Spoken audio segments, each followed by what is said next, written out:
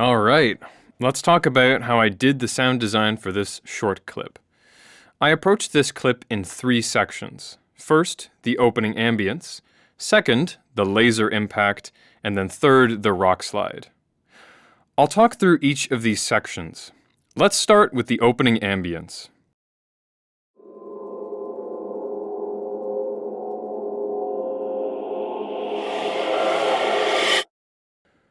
For the ambience, I wanted to create a cold, barren sound. The ambience has a few different layers to achieve that coldness.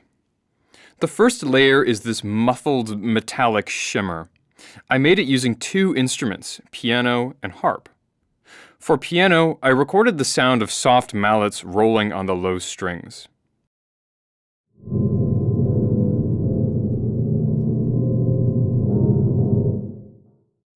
For harp, I recorded the sound of my hand swishing on the wire strings.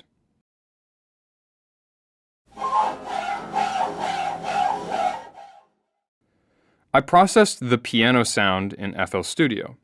First, I used EQ to remove some of the low frequencies. I wanted to save the low frequencies for later in this video clip.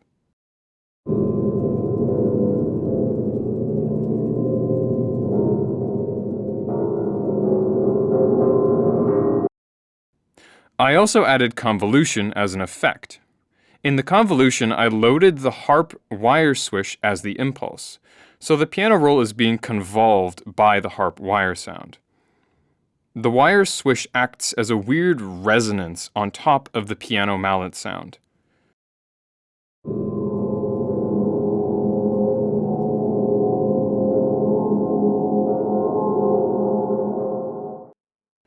I then added some Valhalla shimmer to wash the sound in reverb and give it this ethereal quality.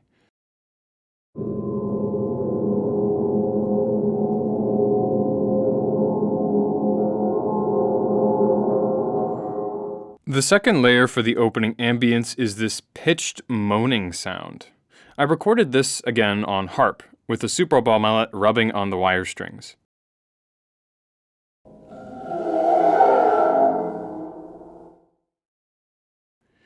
I layered 2 takes together. With a bit of EQ and Valhalla shimmer, it adds some pitched motion to the texture. The third layer uses the same Super Ball recordings, but a quiet and noisy part of that recording. Once again, some EQ and Valhalla shimmer turned it into a pad. This sound appears when the black hole first shows up in the sky in the video.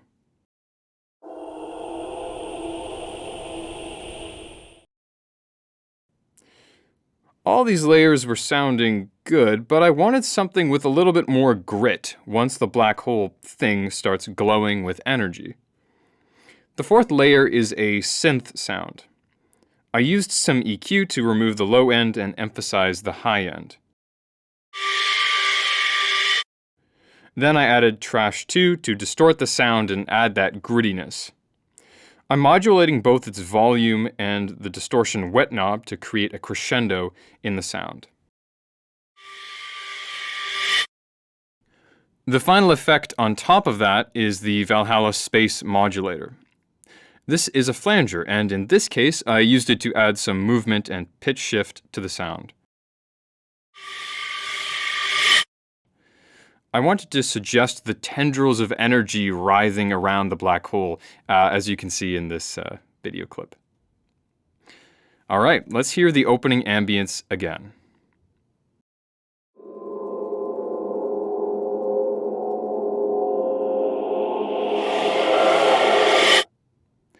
Now, you might notice the opening ambience cuts off abruptly in the video. This is on purpose. I cut off all sound from these pads when the laser appears. It's like the high frequencies and the earlier ambience has been sucked away by the big laser Brahm. The high frequencies are then returned via low pass with the electric discharge sound. So now, let's talk about the laser impact. The laser impact sound was created with a hardware synth, an ARP 2600. I don't have much experience with hardware synths, so I figured it could be fun to experiment with the 2600 for this particular project. I was looking for two sounds to create using this synth. One, the big laser brom, and two, the electric discharge afterwards. It took some experimenting to get what I wanted, but here's what I did. The preamp on the ARP 2600 would normally be used to input signals into the synth, like guitars for example, but you can actually use the preamp as an effect in the signal chain. So I took the sawtooth output from the third oscillator and put it into the input of the preamp. Then I took the output of the preamp and plugged that into the VCF. So now when I turn the gain up on the preamp to the max, it heavily distorts the signal and basically completely crushes the sound. Great, that's the Brom sound we want. Now for the electric discharge. Oscillator 3, like the other two oscillators on this synth, has a few different controls.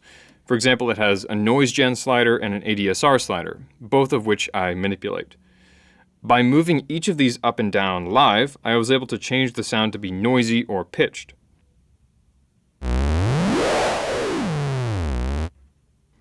The noisy sound is perfect for an electrical discharge. In the sample and hold module, I adjusted the rate to create this type of gate effect. I played around with moving all three of these sliders at the same time to add motion to the sound. Here's how all this sounds together when I move these sliders.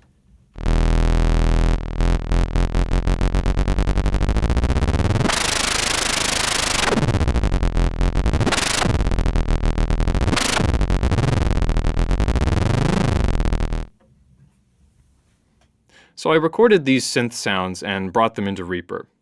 In Reaper, I processed the synth sounds a little more. I added reverb and EQ to the deep Brom to make it sound distant and large. I also layered in some boomy impacts from one of my previous projects under the synth to give it a little more oomph. As for the discharge, I layered two takes together. One pans left and then the other pans right. Both have a low-pass filter which opens up as the charge moves closer. The final electric sound is again from the ARP 2600, just modulating the oscillator 3 controls a little bit more slowly than in the electrical discharge signal. It's the final burst before this large rock slide in the video. Let's hear the total laser sound again in isolation.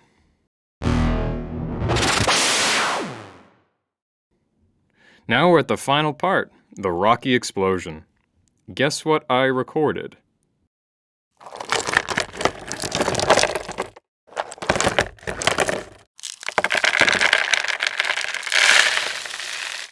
Yep, lots of gravel and rocks.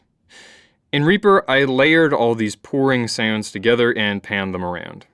I also time stretched some of the recordings to create a deeper rock sound.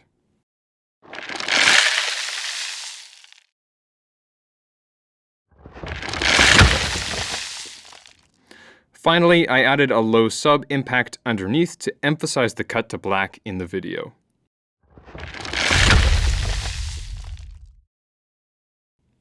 Let's hear the whole sound design one more time.